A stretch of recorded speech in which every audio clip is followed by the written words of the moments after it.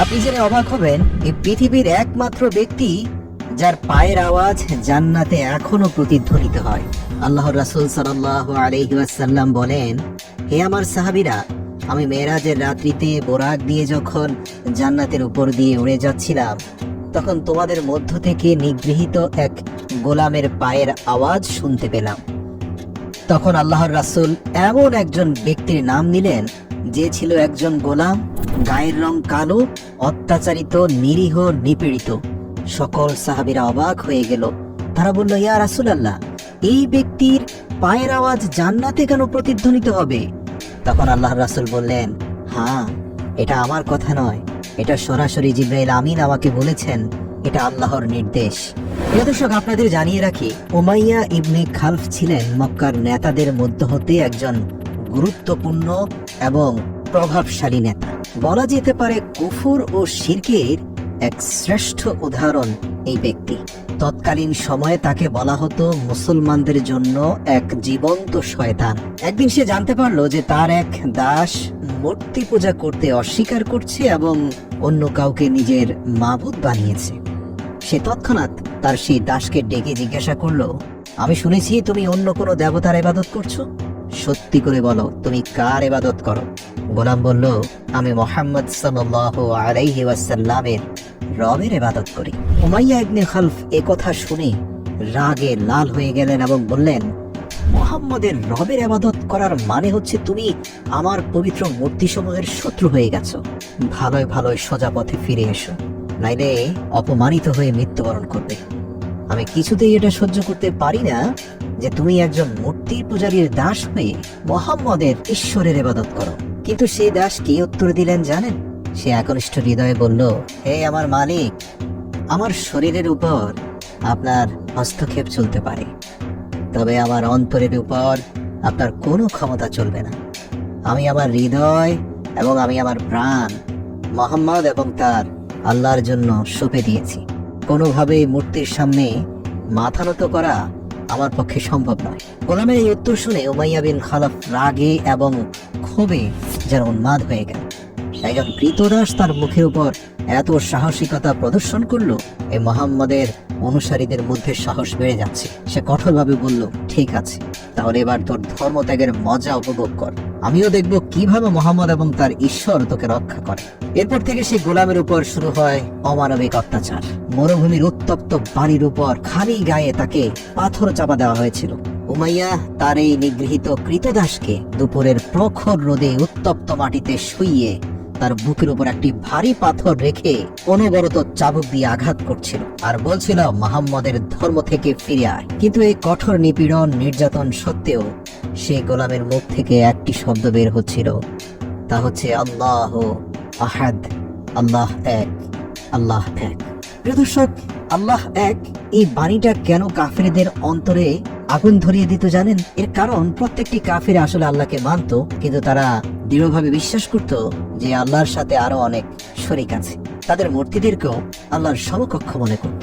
তাই আহাদ আহাদ এটাই ছিল তৎকালীন ইমানদারদের সবচেয়ে বড় তাকবীর।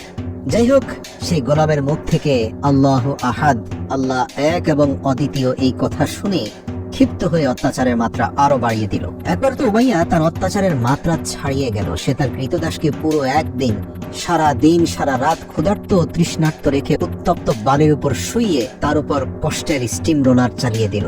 কিন্তু তার এত অত্যাচার সত্ত্বেও সে তার দাসকে 70 দিন থেকে বিরত রাখতে পারেনি। অবশেষে ক্লান্ত হয়ে উমাইয়া মক্কার কিছু বদমাশ ছেলেপেলেদেরকে ডেকে আনলো এবং তাদেরকে বলল, এই কৃতদাসকে এতটা যন্ত্রণা এবং কষ্ট দাও যাতে সে মুহাম্মদ এবং তার রবের নাম নিতেও ভুলে যায়।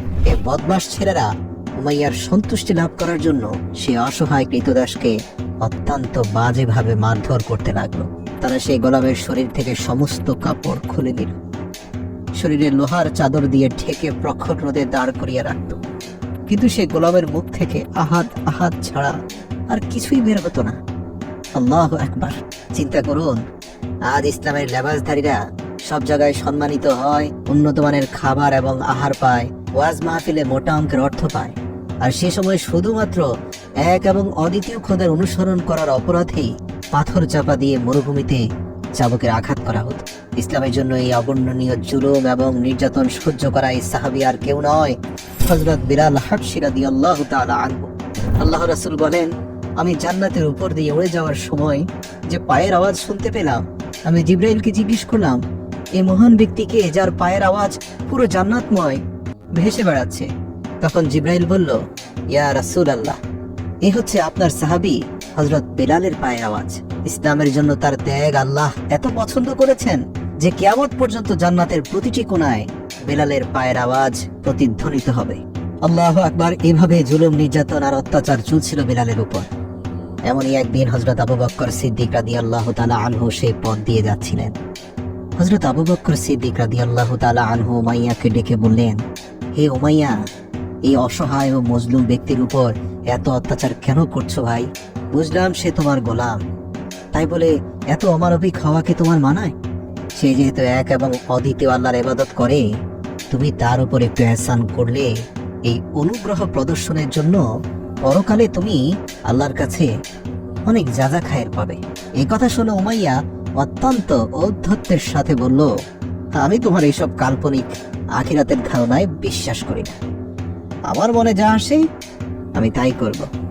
হযরত আবু বকর সিদ্দিক রাদিয়াল্লাহু তাআলা আনহু এই উত্তর শুনে খুবই ব্যথিত হলেন।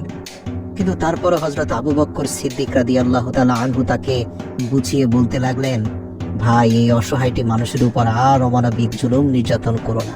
উমাইয়া আবু বকরের এই অনবরত অনুরোধ শুনে বিরক্ত হয়ে বললেন, তুমি যদি এই গোলামের প্রতি এতই সহানুভূতিশীল হও, তাহলে এই মক্কার সর্বশ্রেষ্ঠ গোলাম ফাস্তাগ রুমিকে আমার হাতে দিয়ে দাও আর আমার এই নিকৃষ্ট গোলামকে নিয়ে নাও। প্রিয় দর্শক, একটা কথা বলি, মক্কার সবচেয়ে শক্তিশালী এবং সাহসী গোলামের নাম ছিল ফাস্তাগ রুমি। সেই গোলামের মালিক ছিল হযরত আবু বকর রাদিয়াল্লাহু তাআলা আনহু। উমাইয়ার ধারণা ছিল এই প্রস্তাবে আবু বকর কখনোই রাজি হবে না, কারণ দেখতে শুনতে কালো, নিগৃহীত, দুর্বল বেলালের বিনিময়ে আবু বকর কখনোই তার গোলাম ফাস্তাগ রুমিকে দেবে না। কিন্তু আবু বকর রাদিয়াল্লাহু তাআলা আনহু উমাইয়াকে অবাক করে দিয়ে সাথে সাথে রাজি হয়ে গেলেন। যেখানে উমাইয়ার ধারণা ছিল যে ফাস্তাগ একজন অত্যন্ত বরকতময় এবং সাহসী শক্তিশালী গোলাম, যার দাম বেলালের থেকে কয়েক গুণ বেশি, যে বিনিময়ে কখনোই আবু বকর রাজি হবে না, সেখানে আবু বকর এত সহজে রাজি হয়ে গেল। সঙ্গে সঙ্গে উমাইয়া নিজের ঘোল পাল্টে ফেলল এবং বলল, ঠিক আছে, শুধু তোমার ওই ফাস্তাগ রুমিকে দিলেই হবে না, সাথে 40 উকিয়া রৌপ্যও দিতে হবে। হযরত আবু বকর সিদ্দিক রাদিয়াল্লাহু তাআলা আনহু বললেন, হ্যাঁ দেব, তবে শর্ত হচ্ছে এই মুহূর্ত থেকে আর একটি আঘাতও তুমি বেলালের গায়ে করতে পারবে না। উমাইয়া রাজি হয়ে গেল। সে মক্কার সবচেয়ে সাহসী এবং শক্তিশালী গোলামকে পেয়ে গেল, সাথে 40 উকিয়া রৌপ্য পেল। হযরত বেলাল রাদিয়াল্লাহু তাআলা আনহুকে খরিদ করে আবু বকর রাদিয়াল্লাহু তাআলা আনহু সাথে সাথে রাসূল সাল্লাল্লাহু আলাইহি ওয়াসাল্লামের দরবারে হাজির হয়ে গেলেন। রাসূলুল্লাহ সাল্লাল্লাহু আলাইহি ওয়াসাল্লাম বেলালের এই কথা শুনে অত্যন্ত খুশি হয়ে বললেন, হে আবু বকর, দয়া করে এই নেক কাজে আমাকেও শরীক করো। সিদ্দিকে আকবর রাদিয়াল্লাহু তাআলা আনহু বললেন, হে আল্লাহর রাসূল, আমি ইতিমধ্যে তাকে আল্লাহর রাস্তায় আজাদ করে দিয়েছি। এই কথা শুনে আল্লাহর রাসূলের চোখে পানি এসে গেল। সিদ্দিকে আকবর রাদিয়াল্লাহু তাআলা আনহুর জন্য রহমতের দোয়া করলেন।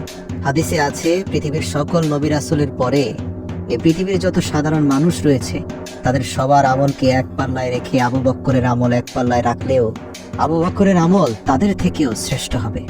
হযরত বিলাল রাদিয়াল্লাহু তাআলা আনহু তার জীবনে 28টি বছর গোলাম হিসেবে কাটিয়েছেন।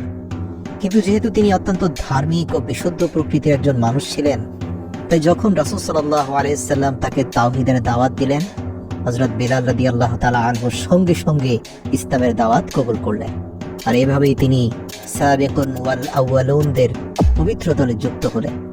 মুক্তি পাওয়ার পর হযরত বিলাল রাদিয়াল্লাহু তাআলা আনহু সর্বদা মহানবী সাল্লাল্লাহু আলাইহি ওয়াসাল্লামের খেদমতে উপস্থিত থাকতেন এবং মনে প্রাণে রাসূল সাল্লাল্লাহু আলাইহি ওয়াসাল্লামকে এতটাই ভালোবাসতেন যে আল্লাহর রাসূলের একটা নির্দেশে প্রাণ দেওয়ার জন্য উদ্গ্রীব হয়ে থাকতো বিলাল। হযরত বিলাল রাদিয়াল্লাহু তাআলা আনহু বদর যুদ্ধ থেকে শুরু করে তাবুকের যুদ্ধ পর্যন্ত সকল যুদ্ধে অংশগ্রহণ করেছিলেন।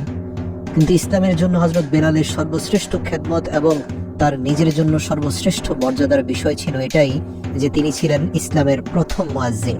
হিজরতের পর যখন মদিনায় মসজিদে নববী নির্মিত হয়, তখন রাসূল সাল্লাল্লাহু আলাইহি ওয়াসাল্লাম আযান দেওয়ার দায়িত্ব হযরত বিলাল রাদিয়াল্লাহু তাআলা আনহুর উপর অর্পণ করেন।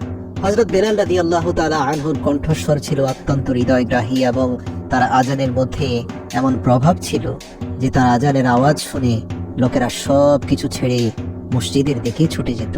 মক্কা বিজয়ের পর যখন কাবা থেকে সকল মূর্তিকে ভেঙে অপসারণ করা হয়, তখন রাসূল সাল্লাল্লাহু আলাইহি ওয়াসাল্লাম হযরত বেলাল রাদিয়াল্লাহু তাআলা আনহুকে বলেন, হে বেলাল, তুমি কাবা ঘরের ছাদে দাঁড়িয়ে আজান দাও এবং এই বরকতময় ধারা ততদিন পর্যন্ত একই ভালোবাসা ও ভক্তি সহকারে অব্যাহত ছিল যতদিন হুজুর সাল্লাল্লাহু আলাইহি ওয়াসাল্লাম জীবিত ছিলেন। কিন্তু 11 হিজরিতে যখন নবী করিম সাল্লাল্লাহু আলাইহি ওয়াসাল্লাম ইন্তেকাল করেন, তখন এই আশিকে রাসূলের উপর যেন দুঃখের পাহাড় ভেঙে পড়ল। অন্যান্য সাহাবী আল্লাহর রাসূলের ইন্তেকালকে যতটা সহজে মেনে নিতে পারলো, বেলালের জন্য সেটা অত্যন্ত কঠিন হয়ে পড়েছিল। হযরত বেলাল রাদিয়াল্লাহু তাআলা আনহুকে সর্বদা প্রিয় নবী সাল্লাল্লাহু আলাইহি ওয়াসাল্লামের স্মৃতি পীড়া দিতে লাগলো। হযরত বেলাল রাদিয়াল্লাহু তাআলা আনহু নবী করিম সাল্লাল্লাহু আলাইহি ওয়াসাল্লামের থেকে শুনেছিলেন যে একজন মুমিনের জন্য সর্বোত্তম আমল হলো জিহাদ ফি সাবিলিল্লাহ। তাই হযরত বেলাল রাদিয়াল্লাহু তাআলা আনহু প্রথম খলিফা হযরত আবু বকর সিদ্দিক রাদিয়াল্লাহু তাআলা আনহু এর খেদমতে হাজির হয়ে তার কাছে জিহাদে যাওয়ার অনুমতি চাইলেন। কিন্তু হযরত আবু বকর সিদ্দিক রাদিয়াল্লাহু তাআলা আনহু তাকে আল্লাহ তাআলার দোহাই দিয়ে বললেন, তুমি আমাকে এই বৃদ্ধ বয়সে একা রেখে যেও না। তাই হযরত বেলাল রাদিয়াল্লাহু তাআলা আনহু হযরত আবু বকর সিদ্দিক রাদিয়াল্লাহু তাআলা আনহুর এই কথা মেনে নিলেন, তবে শর্ত দিলেন, আল্লাহর রাসূলের ইন্তেকালের পর আমি আর কখনোই আজান দিতে পারবো না। হযরত আবু বকর সিদ্দিক রাদিয়াল্লাহু তাআলা আনহু তার এই বক্তব্য মেনে নিলেন। কিন্তু হযরত আবু বকর সিদ্দিক রাদিয়াল্লাহু তাআলা আনহুর খেলাফতের পর দ্বিতীয় খলিফা হযরত ওমর ফারুক রাদিয়াল্লাহু তাআলা আনহুর খেলাফতের সময় যখন তাকে বাইতুল মুকাদ্দাস জয় করার জন্য বর্তমান সিরিয়ায় যেতে হয়েছিল, তখন সেখানে খ্রিস্টানদের সাথে একটি সমঝোতা চুক্তিতে উপনীত হওয়ার পর হযরত ওমর ফারুক রাদিয়াল্লাহু তাআলা আনহু একটি খুতবা দিয়েছিলেন এবং খুতবার পর তিনি হযরত বেলাল রাদিয়াল্লাহু তাআলা আনহুকে অনুরোধ করলেন, হে বেলাল, আজ যেহেতু আমাদের প্রথম কিবলার মিনারে তাওহীদের পতাকা উত্তোলন হয়েছে, তাই আপনি যদি এই বিশেষ উপলক্ষে আজান দেন তবে আমরা আপনার প্রতি কৃতজ্ঞ থাকব। হযরত বেলাল রাদিয়াল্লাহু তাআলা আনহু যখন আজান দিতে লাগলেন, তখন সাহাবায়ে কেরামের অন্তরে নবীজির স্মৃতি তাজা হয়ে গেল এবং তাদের গায়ের রক্ত দ্রুত গতিতে প্রবাহিত হতে লাগলো। সিরিয়ার অনুষ্ঠানের পর হযরত বেলাল রাদিয়াল্লাহু তাআলা আনহু শামের নিকটবর্তী একটি গ্রামে বসবাস করতে শুরু করেন, কারণ মদিনায় বসবাস করলে এই শহর হযরত বেলাল রাদিয়াল্লাহু তাআলা আনহুকে সর্বদা নবী করিম সাল্লাল্লাহু আলাইহি ওয়াসাল্লামের কথা মনে করিয়ে দিত। কিন্তু একদিন হযরত বেলাল রাদিয়াল্লাহু তাআলা আনহু স্বপ্নে রাসূল সাল্লাল্লাহু আলাইহি ওয়াসাল্লামকে দেখতে পেলেন। স্বপ্নে তিনি দেখতে পান আল্লাহর রাসূল বলছেন, হে বেলাল, তোমার কি এখনো আমার সাথে একটু দেখা করার সময় হয় না? এই স্বপ্ন দেখে কাঁদতে কাঁদতে সেই সিরিয়া থেকে মদিনায় চলে আসলেন হযরত বেলাল রাদিয়াল্লাহু তাআলা আনহু। সেখানে এসে নবীজির রওজার পাশে আল্লাহর দরবারে মুনাজাত তুলে এত কান্নাকাটি করলেন যে উপস্থিত সবার চোখ দিয়ে পানি বের হয়ে গেল। অতঃপর জড়িয়ে ধরলেন আল্লাহর রাসূলের দুই নাতি হাসান এবং হোসেন। তাদেরকে আদর মোহাব্বত করে এত চুম্বন করলেন যে এক পর্যায়ে বেলালকে সান্ত্বনা দেওয়ার জন্য লোকদেরকে এগিয়ে আসতে হলো। তারপর ফজরের ওয়াক্ত হলে সকলেই অনুরোধ করে, হে বেলাল, আপনার কণ্ঠে অন্তত একটিবারের জন্য আজান শুনতে চাই। এই মদিনার প্রতিটি অলিগলি হাহাকার করছে আপনার সেই কণ্ঠের জন্য। সাহাবীদের অন্তরে শান্তি দেওয়ার জন্য কাঁদতে কাঁদতে সেই আজানের সুর আবার প্রতিধ্বনিত হলো বেলালের কণ্ঠে। সকল সাহাবীদের স্মৃতি আবার তাজা হয়ে গেল। মদিনার মানুষের পাশাপাশি পশু পাখিরাও পর্যন্ত কাঁদতে লাগলো। এ যেন হুজুর সাল্লাল্লাহু আলাইহি ওয়াসাল্লামের সেই যুগ পুনরায় ফিরে এসেছে। এমন বেদনাদায়ক দৃশ্য এর আগে কখনো দেখা যায়নি। হযরত বেলাল হাবশী রাদিয়াল্লাহু তাআলা আনহু 60 বছর বয়সে ইন্তেকাল করেন। তার মাজার সিরিয়ার দামেস্কে অবস্থিত।